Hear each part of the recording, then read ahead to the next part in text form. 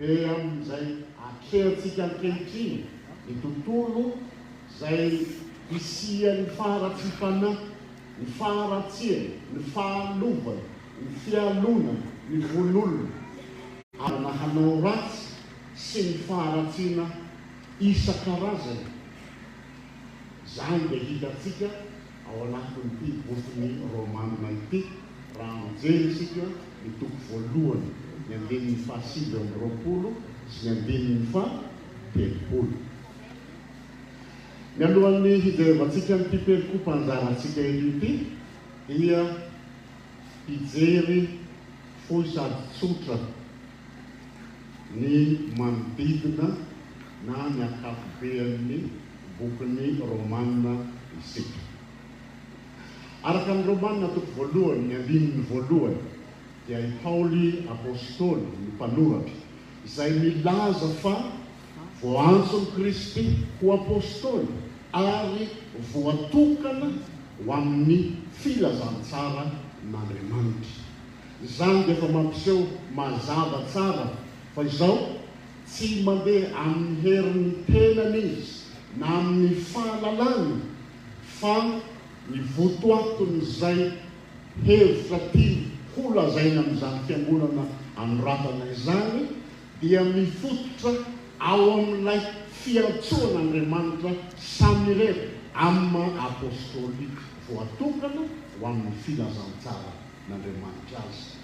Dia efa mitodika amintsika sahady raha mijery ny amin'ny tenantsika isika raha hijoro ho vavolombelon'i Jesosy ny amin'ny fitoriana ny filazantsara ka raha tsy miorina amin'izany fiansy tory ny filazantsara ny fitoriana ny filazantsara izay tianao ho atao. Izany hoe raha lazaina mahitsy kokoa dia izao ny mitondra n'izany hafaka izany dia miorina tanteraka ao amin'i Jesosy Kristy izy.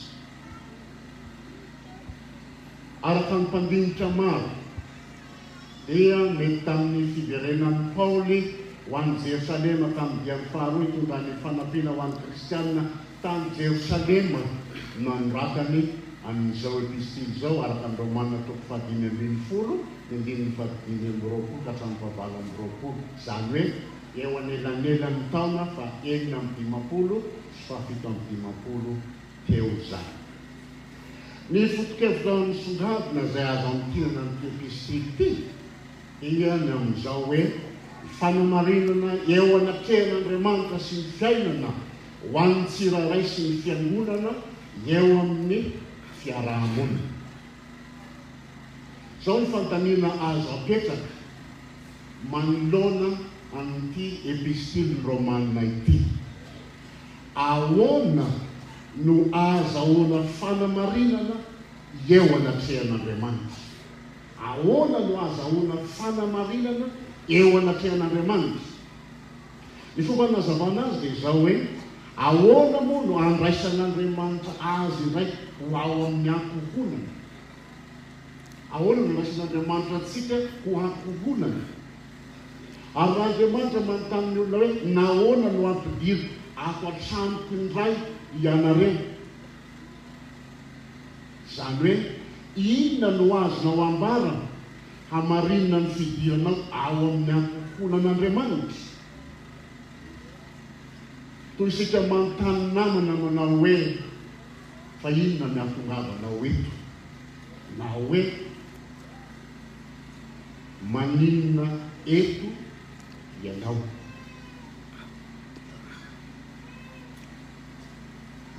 Hoy Paoly apôstôly, ny olombelona rehetra dia hiara-ny fahatezeran'Andriamanitra noho ny faharatsiany sy noho ny tiany hanaovana Andriamanitra kely ao an-tsainy isanandro. Fa izany no toe-pontsika, izany no fiainantsika, te hametraka an'Andriamanitra kely eo amin'ny fiainantsika. Ka izao lay Andriamanitra kely izay tiantsika hibaiko antsika no tiantsika hampandeha ny fiainantsika. Ka izao lay Andriamanitra izay namorona anao indray no tianao ho tarihana amin'ny fiainanao andavanandro. Izany hoe te hametrapetraka an'Andriamanitra ianao manao hoe eo aloha aloha fa ny Andriamanitra aloha no zava-dehibe. Satria nahoana mbola te hifototra eto amin'ity fiainana ity, ka izany indrindra ny ilazany Paoly hoe hiara-ny fahatezeran'Andriamanitra isika, ka eo anatrehany izany fahatezeran'Andriamanitra izany dia izao miaina ao anatin'ny fahafatesana tanteraka isika. Tsy misy azontsika atao, tsy misy azontsika alahatra eo anatrehan'Andriamanitra, satria tena manohitra ilay fitondran'Andriamanitra ny fiainantsika. Izany fahatezerana izany anefana dia tsy mitovy amin'ilay Andriamanitra ny jentilisa, ka zao azavadibadika na hanaovana fanapitra tsotsotra amin'ny zavatra isan'andro ka miolona amin'izany ny fahatezerana. Fa Andriamanitra riavana dia Andriamanitra tsy mba mahay mandefitra amin'ny ota na oviana na oviana, ka manolona n'izany indrindra dia ny fahatezeran'Andriamanitra, dia ny fanatanterahany ny fanameloana ho an'izay rehetra tsy manaraka ny sitrapony tamin'izay nananganany ny lalàna, araka ny Romana 4:1-5. Ka noho ny Andriamanitra marina sy masina azy dia tsy mianina amin'izany fahatezerana izany izy, fa eo indrindra midirany amin'ny tantaram-piainantsika zanak'olombelona, satria hoy ten'Andriamanitra tsy tiako ny hahafaty ny ratsy fanahy. Miditra amin'ny tantaram-piainantsika izy, ka na dia mikomy sy manao izay tiantsika atao aza isika, na tia hiaina amin'ny fahalovana isan'andro aza isika, satria miaina amin'izany ota izany, dia tsy meken'Andriamanitra ny tsisia ny fifandraisana amintsika aminy. Ka izao ny zanany lahy tokana no ny rano ety ambony tany ho tonga olombelona hanafaka atsika amin'izany fahatezerana izany. Ka ilay rany masina teo ambony hazo fijaliana, izany no hanamarinana anao, satria tena miaina amin'ny fahatapon'ny fahafatesana isika noho ny ota izay lalaontsika isan'andro. Raha izany dia olona tsy mba manana an'izany fanamarinana izany isika eo anatrehan'Andriamanitra, na inona varim-pahaizanao, na inona fahalalanao, na tahaka ny Grikanao ilay manana ny fahendreny sy ny filozofia amin'izany fahalalana izany, dia izao izany fahendreny sy ny filozofia izany dia tsy afaka hanamarina azy eo anatrehan'Andriamanitra. Eny na ny jiosy aza izay nanana ny lalàna dia izao tsy afaka hanamarina azy izany lalàna izany, satria tsy nanaraka ny fomba izay nitondran'Andriamanitra ny fiainan'izy ireo. Ny Romana 4:5 sy 7:20 manazava izany ten'Andriamanitra izany.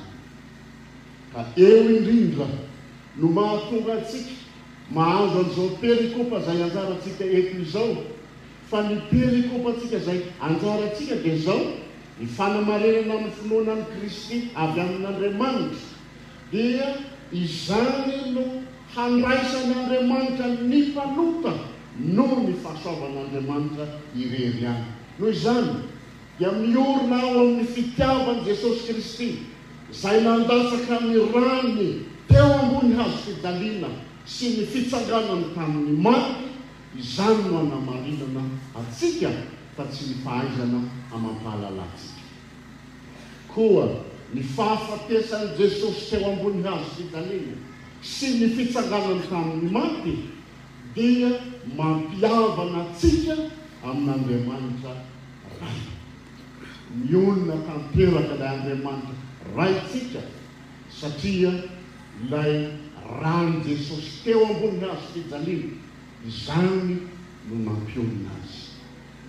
Tamin'ny alalan'ny fahafatesany Jesosy Kristy no anehoan'Andriamanitra ny fitiavany ho atsika, maty ho atsika Kristy, mba ahafahantsika manatona n'Andriamanitra sy mandositra izany fahatezerana izany. No vakino atsika ny tenany ary nalatsany isolo atsika ny rano. Rehavana tsy misy eo amin'ny fitiavan'ny olona na anankiray aza ny amin'ny hoe ny fitiavako no mahavitra anao ho ao amin'ny fiainana mandrakizay. Fa ny fitiavan'i Jesosy Kristy irery ihany izay nanao ny sorona teo ambony hazo fijaliana ka nanome aina vaovao antsika ka hanamarinany atsika. Ka amin'izany fanamarinany atsika izany dia izao tena izy lay mpiandry tsara ka azo antoka zato isan-jato ny famonjenanao satria marina ianao noho ny amin'ny rano Kristy. Manoloana an'izany havana izany famonjena lehibe izay atolotr'Andriamanitra atsika izany dia manana tompontsoa lehibe isika avy amin'ny famonjena. Fifandraisana vaovao amin'Andriamanitra izany dia fihavanana sy fahamarinana ary fananganananaka ho atsika izany.